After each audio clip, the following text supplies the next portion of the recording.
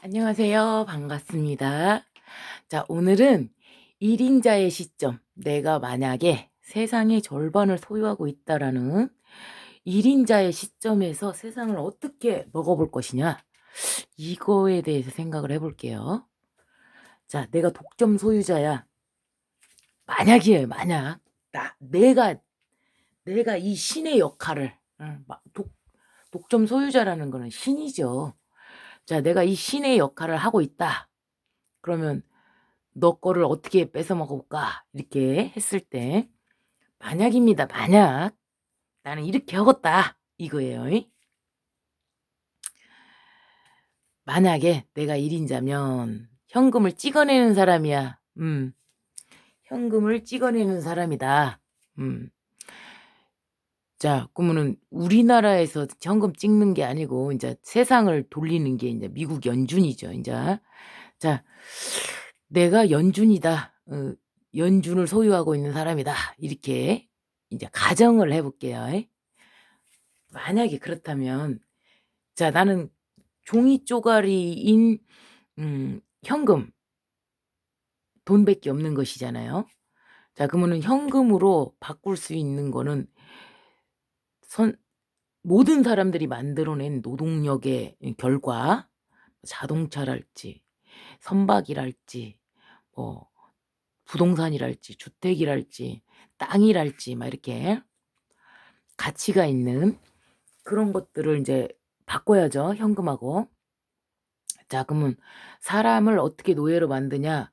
그 로스차일드가에서 그 분께서 뭐라고 했냐면, 이 세상을 식민지로 만드는 거는 딱 두 가지 방법이 있다. 총과 칼로 전쟁을 하는 방법이 딱 한 가지고, 그 한 가지고, 전쟁을 해갖고 식민지로 만드는 그 방법이 한 가지고, 또 다른 한 가지는 빚으로 만들 수 있다. 부채를 말하는 것이죠. 자, 그러면 이 사람의 모든 것을 뺏어올 수 있는 거. 자, 이 사람이 사람이 가지고 있는 재산과 노동력, 뭐 10년치, 20년치, 30년치 노동력을 완전히 뺏어버릴 수 있는 것은 무엇이냐? 부채죠. 부채. 이거를 빌려주는 거야. 노예를 만드는 방법은 딱 그거 하나밖에 없으니까. 자, 이제는 옛날에는 전쟁으로 이렇게 막 그렇게 할 수 있었지만 지금은 맹목적이지가 않기 때문에 조금 더 세련되게 부채로 사람을 묶을 수가 있죠. 자, 그러면은 노예 생산을 어떻게 하냐? 자, 이제 한 10년에서 12년을 주기로 해서, 자, 제로 금리를 한 10년 동안 합니다. 제로 금리.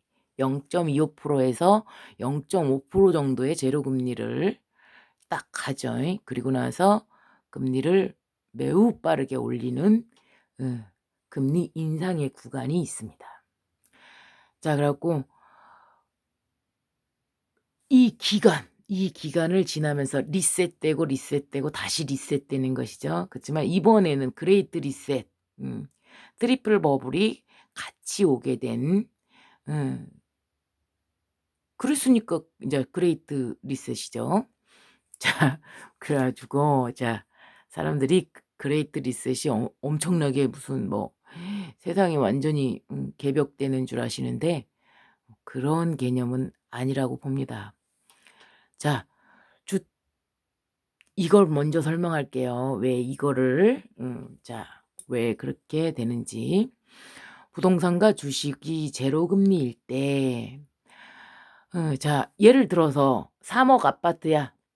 여기서는 2억 갔는데 3억짜리가 5억 되고 9억 됐다가 다시 2억 되는 그 사이클, 그거를 설명해 볼게요. 자, 3억짜리 아파트인데 슬슬 1억이 올라가니까 빨리 아파트를 사버리자. 3억에서 사버리자 해가지고 1억은 내 돈이야. 2억은 대출했어.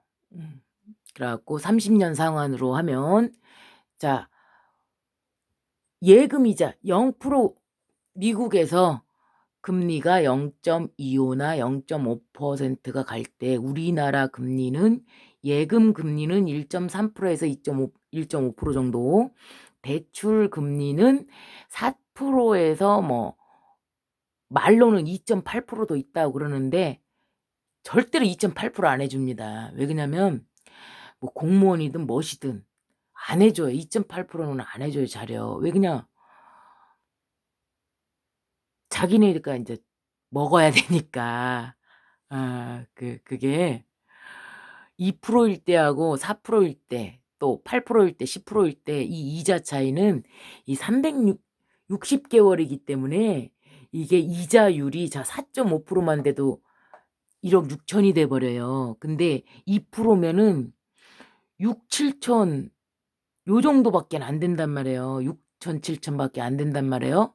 근데 10%일 때는 이자가 4억 3천이 돼 버려요. 그렇기 때문에 이게 360개월의 이게 비밀인데요. 돈 모으는 것도 같은 비밀입니다.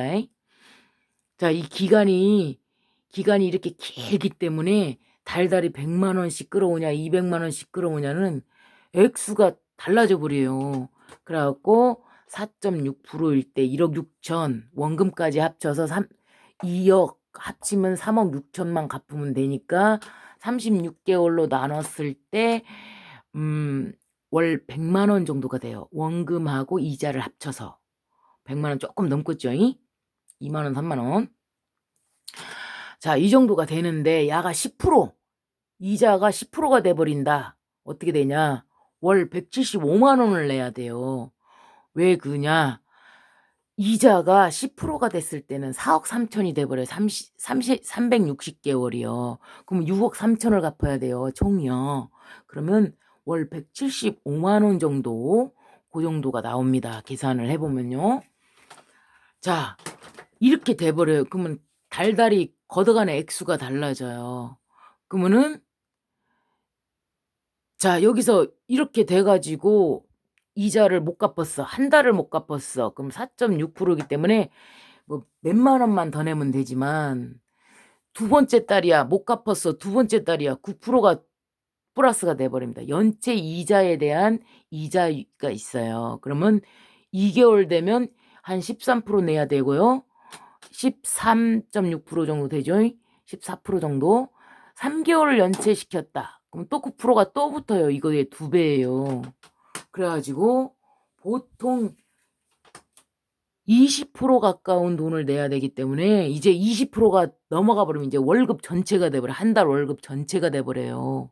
그러면은 생활을 해야 되기 때문에 죽어도 못 갚습니다. 그러면은 경매에다가 넘겨버리는 이런 현상이 일어나요. 자, 이렇게 되면 어떻게 되냐. 이거는 이제 설명을 했고, 자, 여기에서 3억 가던 것이 마지막 금리 인상, 테이퍼링이 시작되는 그 금리 인상이 딱 이렇게 하려고 이제 딱 하잖아요. 맘먹잖아요. 그럼 어떻게 되냐. 야가 갑자기 느닷없이 막 폭등을 합니다. 여기서 막 느닷없이 폭등을 하기 시작하죠. 그러면은 대부분 여기서 팔고 나옵니다.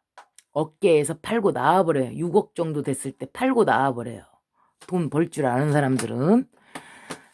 왜 그러냐. 이미 실거주 2년 혹은 장기 보유 3년이 끝났기 때문에 여기서 들어간 사람들, 여기서 딱 들어간 사람들은 보통 여기서 팔고 나와버립니다. 근데 이게 갑자기 3억짜리가 5억이 됐다고 하니 이제 사람들이 막 눈에 불을 켜기 시작하면서 뭐 저렇게 쉽게 돈 버는 방법이 있어?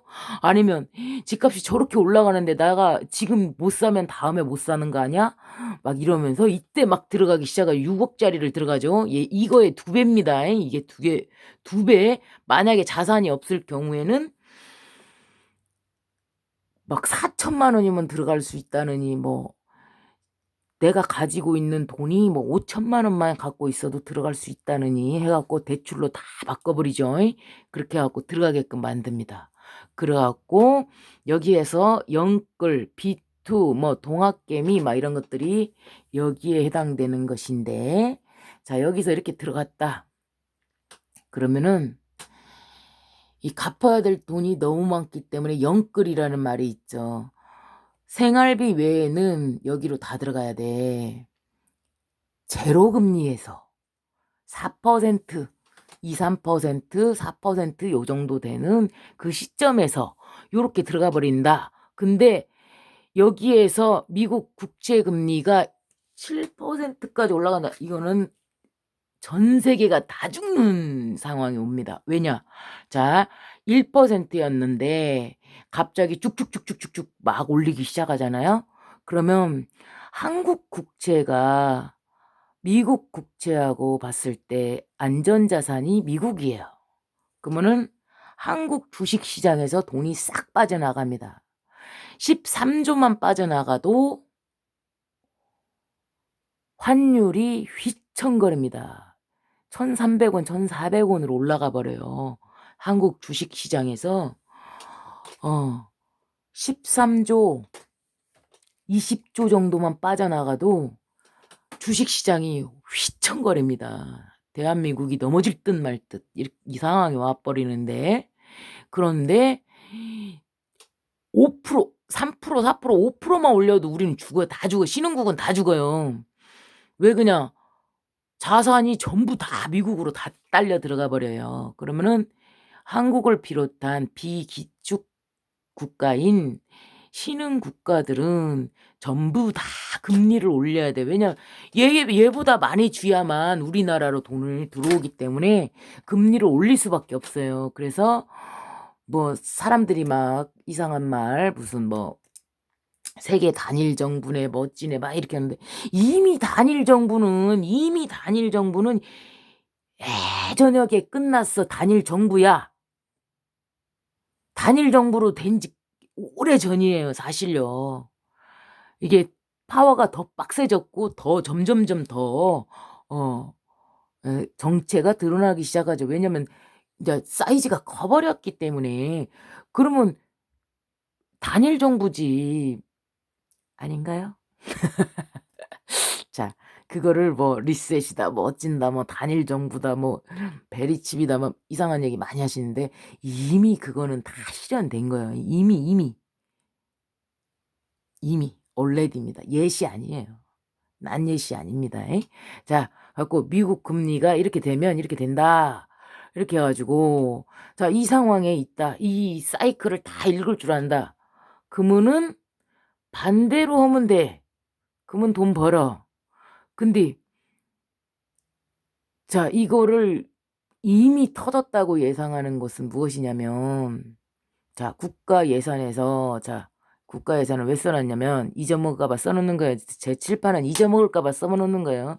제가 식신의 묘지에 있기 때문에, 뭔 얘기 하다 보면 엉 길로 빠지기 때문에, 딱 써놓고, 아, 이게 무슨 얘기 하려고 했지. 그거를 칠판에다 써놓는 거예요. 칠판 보고 읽는다고 하는 사람들이 있는데, 제대로 좀 들어보세요. 자, 국가 예산은 무엇이냐? 자, 이렇게 됐을 때, 그러면, 여기서 빵꾸 나면, 국가도 손해 아니냐? 우리나라 손해 보는 거는 상관이 없어. 왜냐? 인양반만 보존하면 되는 거예요, 법이. 자, 그러면은 어떻게 보존을 하냐? 자, 이 대출 빌려준 게 누굽니까? 사실 이쪽이죠. 이쪽에서 빚을 풀어놨죠. 여러 가지 그 단계를 거쳐서 은행에서 빌려주는 것처럼 마치 그렇게 되어 있지만, 사실 이 대출은 이 담보대출을 해준 것이기 때문에 이 부동산을 딱 2억짜리로 딱 해왔기 때문에 2억은 보존이 되는 거예요. 경매로 딱 넘겨서 2억을 보존해 줄 사람이 딱 가져가면 돼. 안 그러면 1인자가 가진 게 돈 뺏기였기 때문에 2억에 딱 주워버려요. 여기서 이제 다 망하죠. 왜 망하냐? 자, 최저임금을 올려놔 버리면 기업은 힘들어. 근데 원자재 값까지 같이 올라 버렸어. 그럼 더 힘들어. 이 시점에서 금리까지 올라 버렸어. 그러면은 망하는 거예요. 그러면은 인프라가 다 망가져 버립니다. 기업이 다 망가지게 되면 그 인프라가 다 망가지는 거예요. 그러면은 값이 평가절하돼. 10분의 1, 5분의 1 요 정도로 평가절에 돼서 다 뚝뚝뚝 떨어지기 시작합니다. 그러면 직장을 잃어요. 사람들은 직장을 잃어요. 그러면 이걸 못 갚아. 그러면 경매로 넘어가. 그러면 1억 5천이나 2억 정도에서 다 떨어져 버려. 2, 3, 더 떨어져 버려. 그러면은 요놈을 싹 주워가는 사람, 그리고 돈을 준비했던 사람들, 여기서 판 사람들, 이 사람들이 이거를 주워가게 돼 있죠. 자, 근데 우리나라의 법이 자 1가구 1주택으로 한정을 지어버렸기 때문에 이 양반들이 여기서 팔아가지고 돈을 준비하고 있다고 해도 이번에 오는 하락시장에서는 부동산을 그렇게 많이 주지를 못합니다. 한 개밖에 못 줬습니다. 1가구 2주택법을 통과시켜버렸기 때문에 그렇죠. 자, 그러면 이거를 가져갈 수 있는 사람은 누구냐? 우리나라 사람들만 1가구 1주택이야. 외국인들한테는 다 할 수 있게 다 해놨기 때문에 법인의 형태든 무엇이든 다른 형태로 가져갈 수 있게 되는 것이죠. 자, 그렇게 해가지고 자, 그러면 이 사람이 1억 자산이 있었는데 1억 뺏겼지? 마이너스, 만약에 1억 5천에 됐다. 마이너스 5천 돼버렸지? 그러면은 이 사람은 마이너스, 1억 자산이 마이너스 5천이 돼버렸기 때문에 이 사람은 이제 그 마이너스를 갚아야 돼, 평생. 이게 모으기는 되게 어렵고요. 이 빚 갚는 거, 빚 까는 것도 엄청 어렵습니다. 이자 때문에. 그냥 받아서 그냥 하루 먹고 하루 쓰게끔 구조 자체가, 자본주의 자체가 그렇게 만들어놨죠. 그래서 그렇습니다. 자, 그래갖고 여기서 만약에 손해가 났어. 은행이 1억 5천인데 만약에 야가 1억 5천에 낙찰이 돼버려가지고 마이너스 5천에 손실이 나버렸어. 2억을 빌려줬는데, 자, 은행 부실은 만약에 이 부실이 너무 많아가지고 은행이 무너진다. 국가 예산으로 건져주죠. 국가 예산으로 건져줘 버리기 때문에 여기에서 빌려준 이 자금은 다시 도로 환수되게끔 되어 있고, 국가 예산 자체가 국가에서 돈이 없다 보니까 막 국채를 찍어가지고 막 국민들한테 살포해버리고 막 이렇게 되거나 막 지원금 막 이런 거 주고 해갖고 국채를 발행하게끔 만들단 말이에요. 그러면 이 국채가 빚이란 말이죠. 빚. 그러면 맨날 그 빚에 대한 이자만 갚느라고 정신없습니다. 국가 예산 자체가요. 그러면은 국가 예산으로 지금 이미 빨아먹고 있기 때문에 빨리 터트릴 이유가 없었어, 이번에는. 빚이 빚을 만들어내기 때문이죠. 통화 스와프 해줘가지고 이미 600억 달러? 600억 달러가 이미 풀려버렸고 빚을 다 내줬죠. 그러면은 이 빚에 대한 이자가 계속 상납되고 있기 때문에 이 1인자 시점에서는 안타까울 일이 없어요. 천천히 해도 되고 빨리 해도 되고 모든 준비를 마친 다음에 딱 쪼여버리면 다 죽어. 다 갖고 와. 한 입에 다 갖고 올 수가 있게 되죠. 그리고 개인적으로는 30년 정도의 20년 30년 정도의 노동을 확보해 놓는 그 노예 계급으로 딱 다 만들 수가 있어요. 그러면 일을 해가지고 어딜 가서 일을 하든 빚을 갚게끔.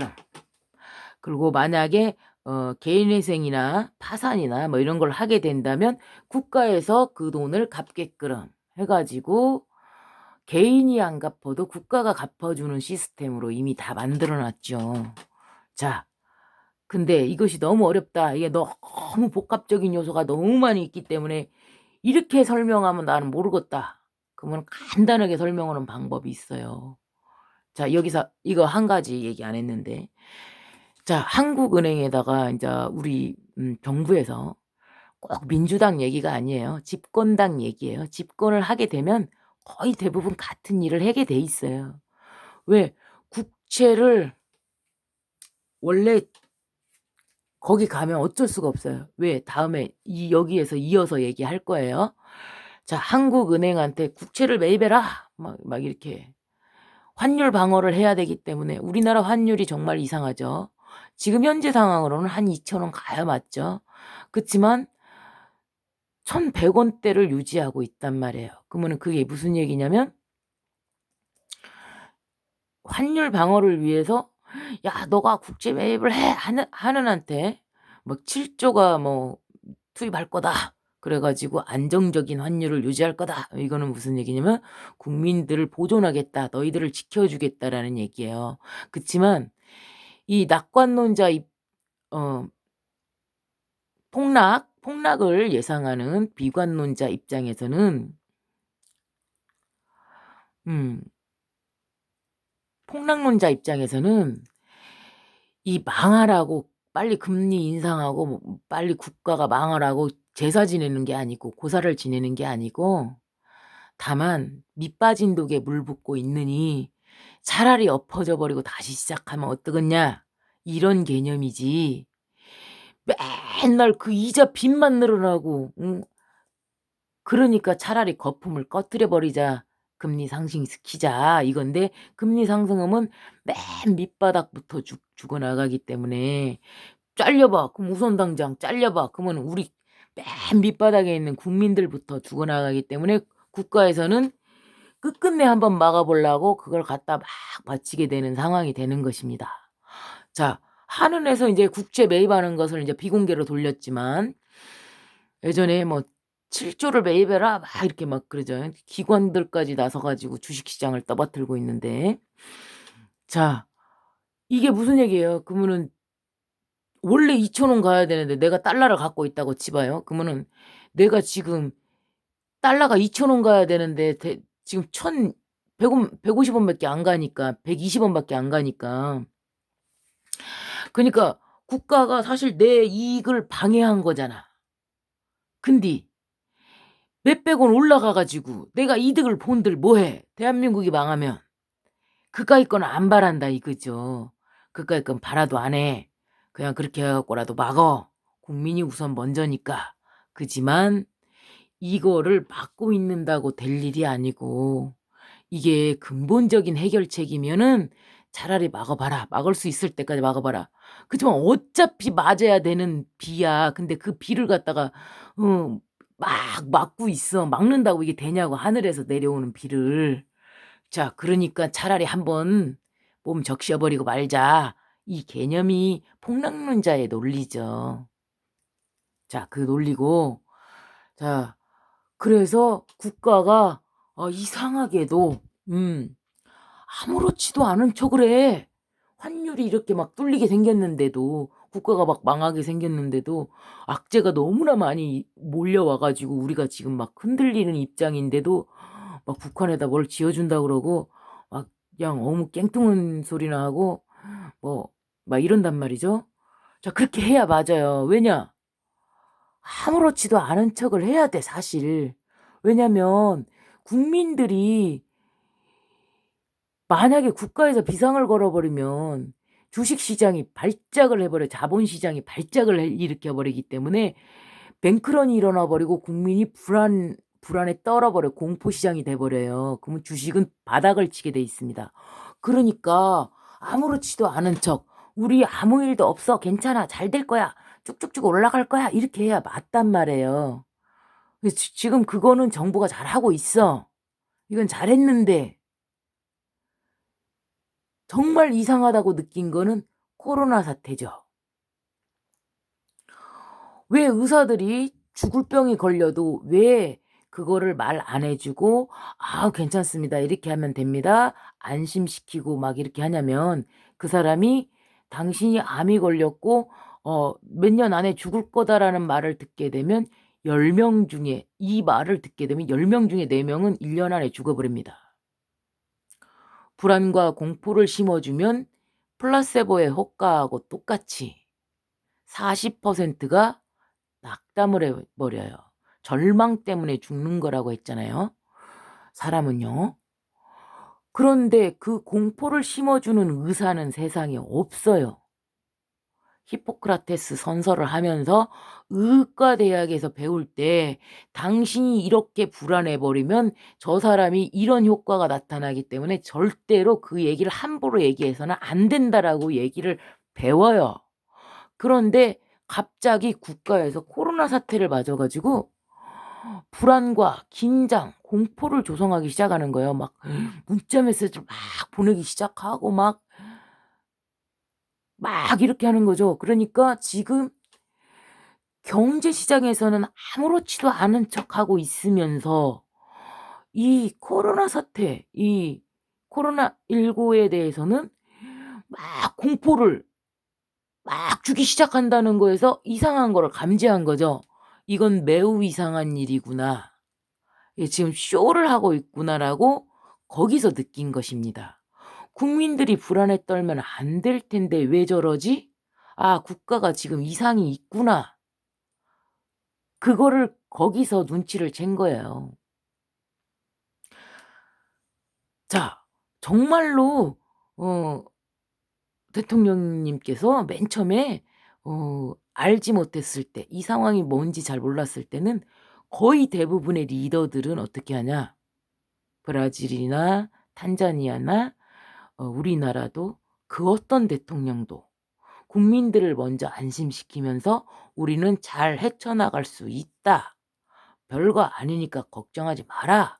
이걸 먼저 했어요. 우리도 했어요. 그런데 갑자기, 갑자기 2월 달에, 갑자기 2020년 2월 달에 갑자기 사망자를 발생시키면서 갑자기 태도가 변한 것입니다.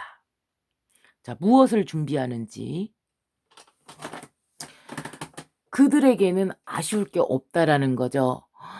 음. 자, 이미 코로나 특수 시장을 다 맛보고 있고, 자, 이게 왜 끝나냐? 코로나가 왜 끝나냐? 코로나는 끝낼 이유가 없어요. 말을 너무 잘 듣기 때문에. 말을 잘 들으면 잘 들을수록 이거는 연장되는 것이죠. 자, 말을 잘 들으면 "니네 집에 보내줄게." 노예한테, 흑인 노예한테 예전에 "말을 잘 들으면 너를 집에 보내줄 거야." 절대로 안 보내주죠. 말 잘 듣는데 왜 보내주냐. 그렇지 않겠습니까? 자, 제가 아주 쉽게, 자, 우리 옆집에 사는 미자가, 아파트가 1억 짜리가 하나가 있는데 자기 빚이 1억 3천이야. 만약에 예를 들어서 1억 3천이야. 보험에다 넣어 놓은 것도 다 빼서 그냥 쓰고 있고 막 이러고 막 이렇게 해 갖고 버티고 버텼어. 근데 가가 국가에서 자꾸만 근로장려금이다, 뭐 아이에 대해서 나오는 거, 뭐 양육비다, 뭐시다 해 갖고 자꾸만 돈을 줘. 쪼끔씩 줘. 이게 빵꾸가 나야 되는데 이번 달에는 못 갚아야 맞는데 나온 게 갚고 이렇게, 이게 지금 2 년째란 말이에요. 2 년 3 년째란 말이에요. 사실 터져야 맞는데 안 터져. 근데 야가 버는 돈이 200만 원이고 월 200만 원을 벌고 있는데 300만 원을 쓰고 있다. 그래 갖고 빚이 점점 늘어나고 있다고 칩시다. 그러면 야가 빨리 털고 가야지. 털고 다시 시작해야지. 빚만 계속 늘어나는 게 그게 도와주는 게 아닙니다. 폭락론자의 입장은, 얘를 진짜 도와주는 거는 아싸리 빚을 털고 처음부터 다시 시작해 가지고 하나씩 모여가야지. 이자만 늘어나고 있는데 그 이자를 보조해 준다? 그것이 진짜로 도와주는 게 아니라는 그 점이죠. 아니, 이거는 내가 1인자인 시점에서 사람을 잡아먹는 과정, 이 사람을 닭 한 마리를 키워서 이 닭 한 마리를 잡아먹는 과정에 대해서만 얘기한 거예요. 만약에 예상한 거예요. 그냥 소설 쓴 겁니다. 잘 생각해 보세요. 자, 공부하시는 데 도움 되시기 바랍니다. 감사합니다.